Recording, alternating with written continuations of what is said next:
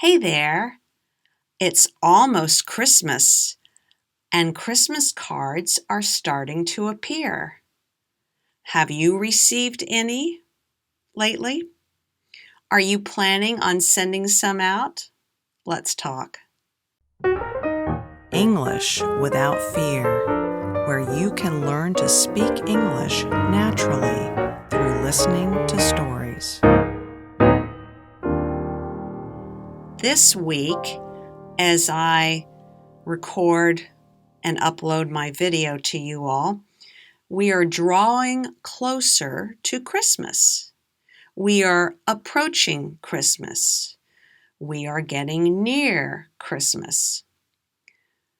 I consider Christmas the 24th and the 25th of December.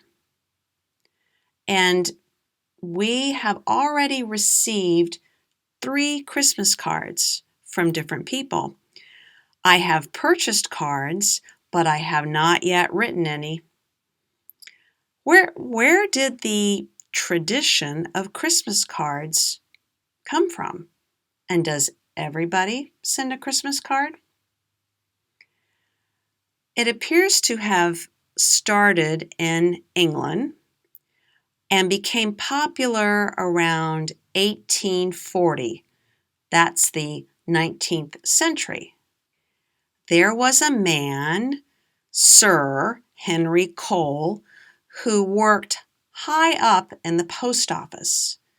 The post office had just been formed, but only rich people could afford to buy the stamps to send things. And Sir Henry Cole wanted the public, the average person, to begin using the post office.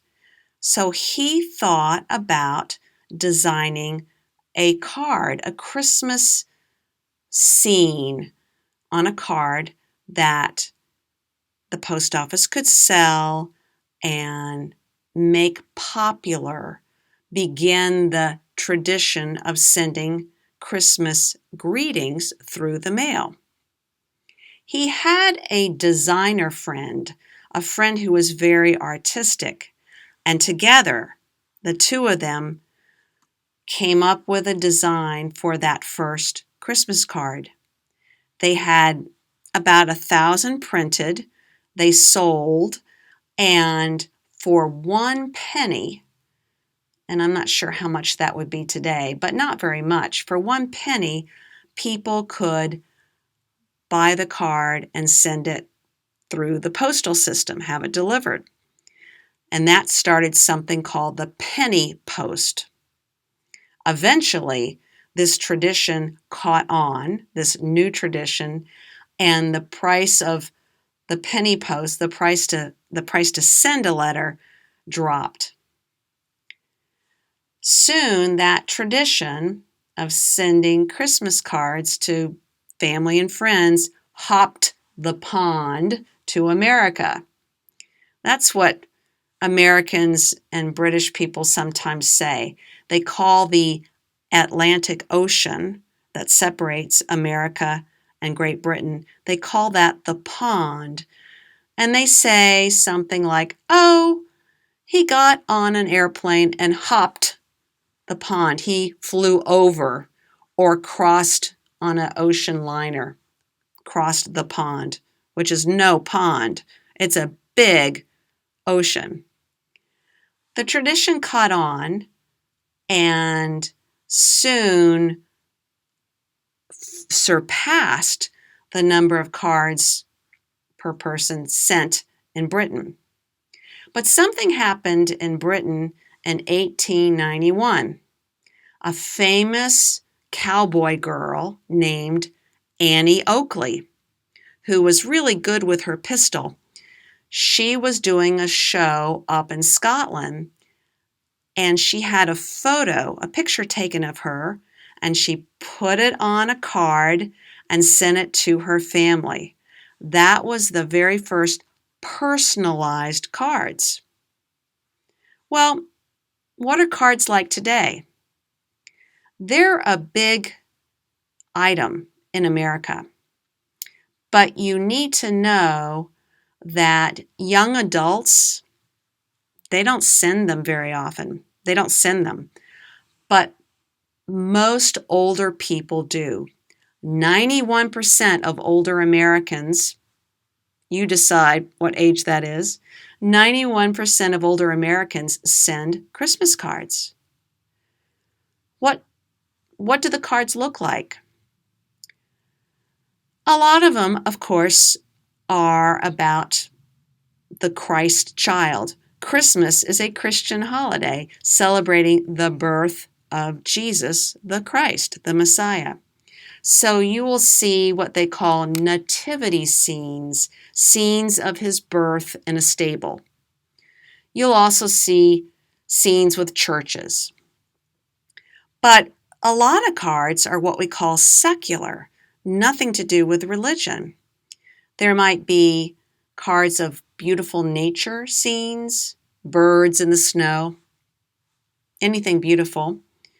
You'll see Santa Claus with his traditional sleigh and reindeer, or Santa Claus at the beach enjoying a vacation.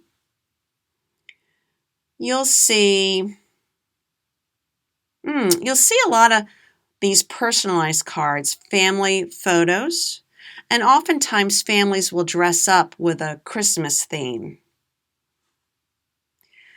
One other feature of American Christmas cards, and some British, we have friends in Britain and some of them do this, but I have never received what I'm going to tell you about from anybody outside the United States or Great Britain, and that is the traditional Christmas letter. It's a letter where you write about the year, what your family has done, the big events. We write a Christmas letter. We talk about what we've done. We talk about our sons and their families. And we include it in a Christmas card.